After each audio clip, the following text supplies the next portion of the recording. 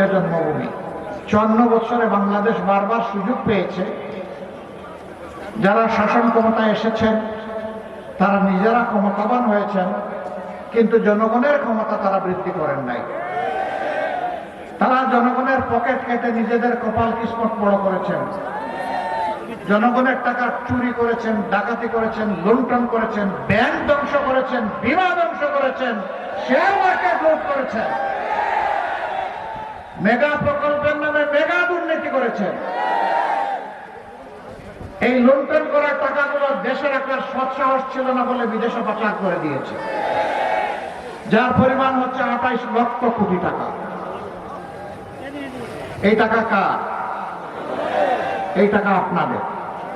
এই টাকা কার? এই টাকার মালিক জনগণ।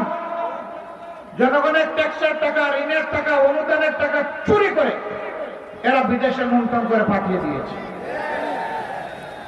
ইনশাআল্লাহ আমরা কথা দিচ্ছি, আল্লাহ সুযোগ করলে আর কাউকে নতুন ভাবে চুরি এবং লুণ্ঠন করতে দেওয়া হবে না।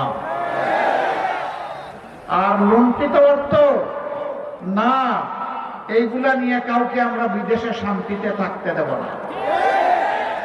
আমি একটু শক্ত করেই বলি, হাতটা আস্তে করে মুখ দিয়ে পেটের ভিতরে ঢুকে যাও, ওগুলা বের করে আনবো ইনশাআল্লাহ।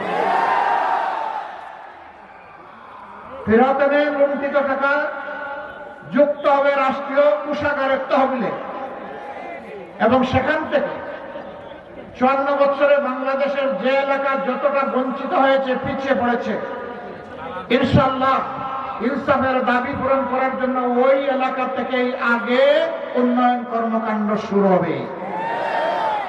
আমাদের অঙ্গীকার ইনসাফ, বেইনসাফি আমরা করতে পারবো না। আমরা দেখতে পারবো না প্রধানমন্ত্রী মহোদয়ের বাড়ি কোথায় আর রাষ্ট্রপতি মহোদয়ের বাড়ি কোথায়।